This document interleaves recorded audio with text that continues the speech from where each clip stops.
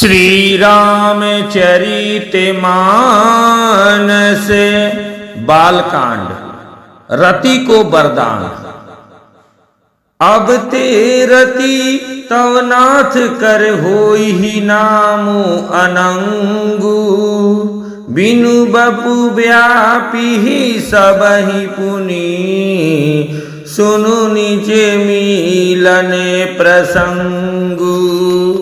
हे रति, अब से तेरे स्वामी का नाम अनंग होगा, वह बिना ही शरीर के सबको व्यापेगा। अब तू अपने पति से मिलने की बात सुन। जब जदुवंश कृष्ण अवतारा, होई ही हरण महामही भारा, कृष्ण तनय हुई ही पति तोरा, बचनु अनयथा होई न मोरा। जब पृथ्वी के बड़े भारी भार को उतारने के लिए यदुवंश में श्री कृष्ण का अवतार होगा, तब तेरा पति उनके पुत्र प्रद्युम्न के रूप में उत्पन्न होगा। मेरा यह वचन अन्यथा नहीं होगा। रति गवनी सुनी शंकर बानी, कथा अपर अब कहूँ बखानी। देवनः समाचार सब पाए, ब्रह्मादिक बैकुंठ सिधाए। शिव जी के वचन सुनकर रति चली गई। अब दूसरी कथा बखान कर विस्तार से कहता हूँ। ब्रह्मादि देवताओं ने ये सब समाचार सुने तो वे बैकुंठ को चले। सब सुर विष्णु बिरंची समेता, गए जहाँ शिव कृपानी केता। पृथक पृथक तिनः किन्हीं प्रशंसा, भय प्रसन्न चंद्र अवतंसा। फिर वहां से विष्णु और ब्रह्मा सहित सब देवता वहां गए जहां कृपा के धाम शिव जी थे। उन सब ने शिव जी की अलग अलग स्तुति की। तब शशि भूषण शिव जी प्रसन्न हो गए। बोले कृपा सिंधु वृष केतु, कहहु अमर आए के ही हेतु। कह विधि तुमह प्रभु अंतर्जामी, तदपि भगति बस बिनवउ स्वामी। कृपा के समुद्र शिव जी बोले, हे देवताओं, कहिए आप किस लिए आए हैं। ब्रह्मा जी ने कहा, हे प्रभु, आप अंतर्यामी हैं, तथापि हे स्वामी, भक्ति वश में मैं आपसे विनती करता हूं।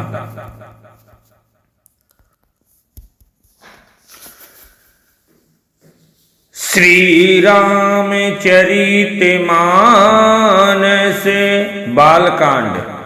देवताओं का शिव जी से ब्याह के लिए प्रार्थना करना, सप्त ऋषियों का पार्वती के पास जाना। सकल सुरनः के हृदय अस शंकर परम उछाऊं, निज नयन ही देखा चहि, नाथ तुम्हार विबाहु।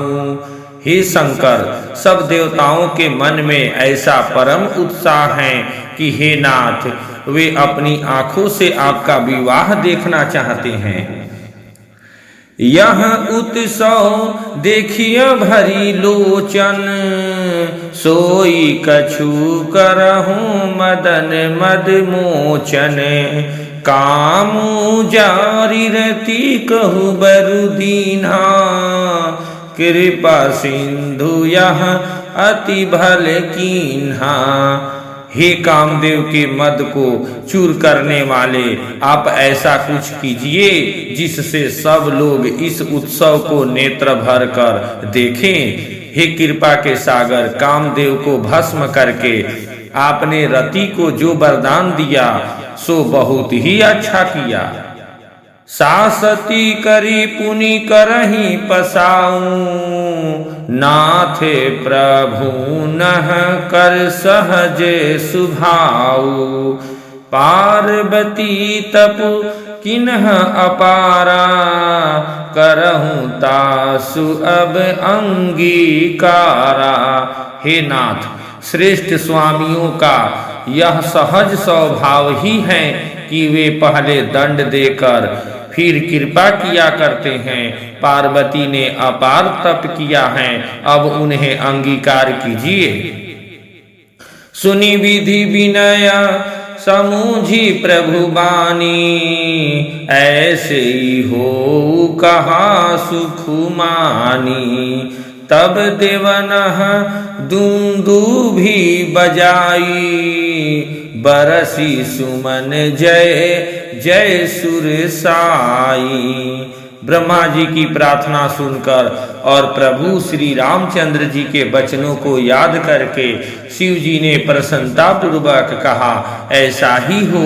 तब देवताओं ने नगाड़े बजाए और फूलों की वर्षा करके जय हो, देवताओं के स्वामी जय हो, ऐसा कहने लगे।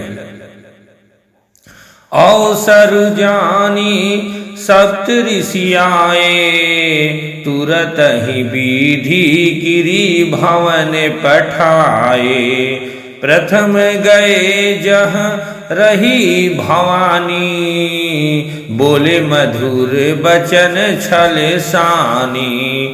उचित अवसर जानकर सप्त ऋषि आए और ब्रह्मा जी ने तुरंत ही उन्हें हिमाचल के घर भेज दिया। वे पहले वहां गए जहां पार्वती जी थी और उनसे छल से भरे मीठे विनोद युक्त आनंद पहुंचाने वाले वचन बोले।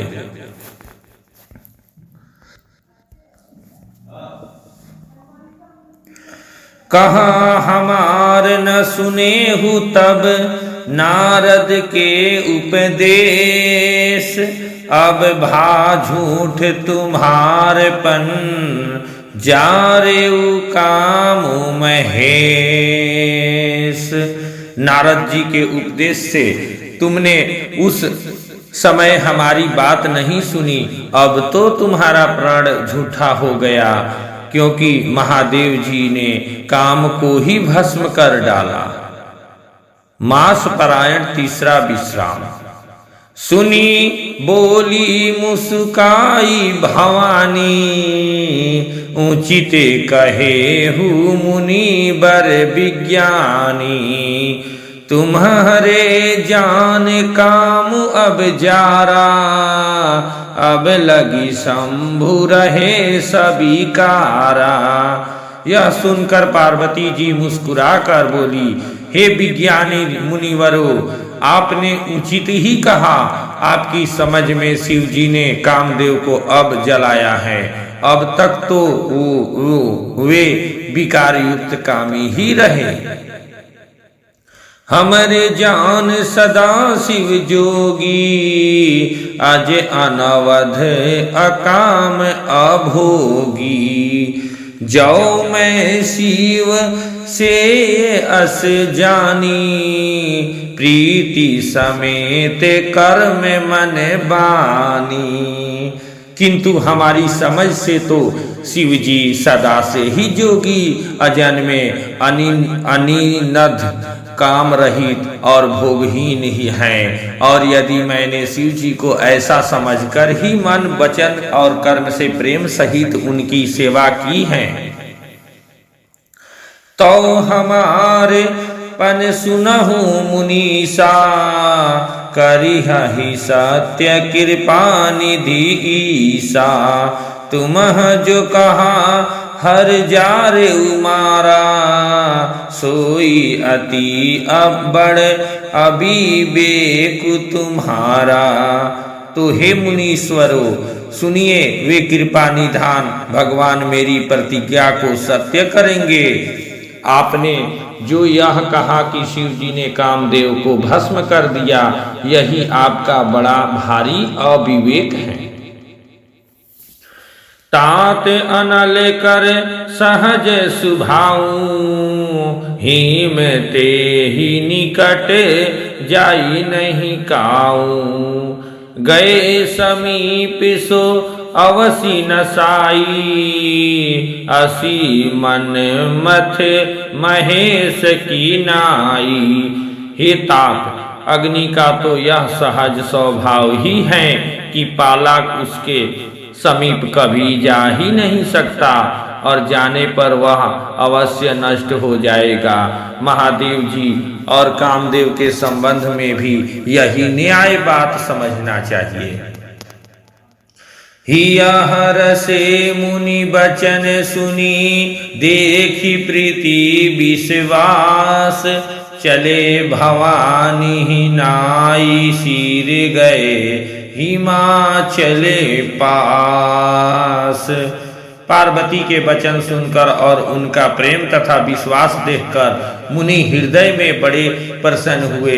वे भवानी को सिर नवाकर चल दिए और हिमाचल के पास पहुंचे।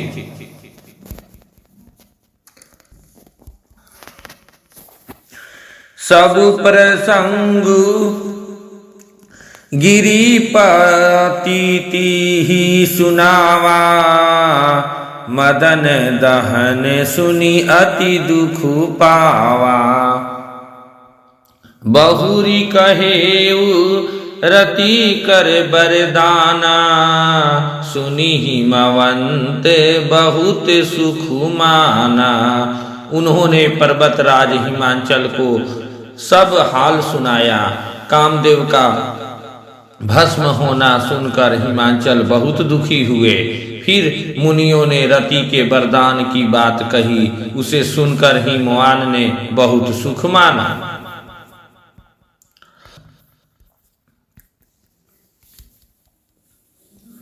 हृदय विचारी शंभु प्रभुताई, सादर मुनिवर लिए बोलाई। सुदीनु सुन खतु सुधरी सोचाई, बेगी बेदन विधि लगन धराई। शिव जी के प्रभाव को मन में विचार कर हिमाचल ने श्रेष्ठ मुनियों को आदर पूर्वक बुला लिया और उनसे शुभ दिन, शुभ नक्षत्र और शुभ घड़ी शोधवा कर वेद की विधि के अनुसार शीघ्र ही लग्न निश्चय कराकर लिखवा लिया।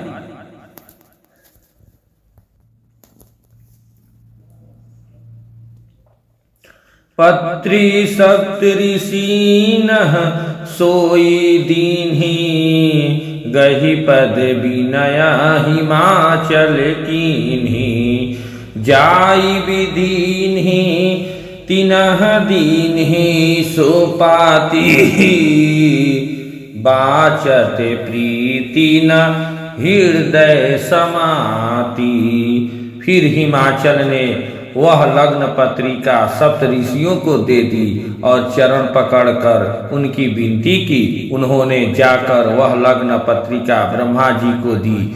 उसको पढ़ते समय उनके हृदय में प्रेम समाता न था। लगन बाची अज सबहि सुनाई, हर से मुनि सब सूर समुदाई। सुमन वृष्टि नभ बाजन बाजे, मंगल कलश दसहु दिशि साजे। ब्रह्मा जी ने लग्न पढ़कर सबको सुनाया। उसे सुनकर सब मुनि और देवताओं का सारा समाज हर्षित हो गया। आकाश से फूलों की वर्षा होने लगी, बाजे बजने लगे और दसों दिशाओं में मंगल कलश सजा दिए गए। जय सिया राम, जय सिया राम, जय श्री राम, जय श्री राम। सिया रामचंद्र भगवान की जय।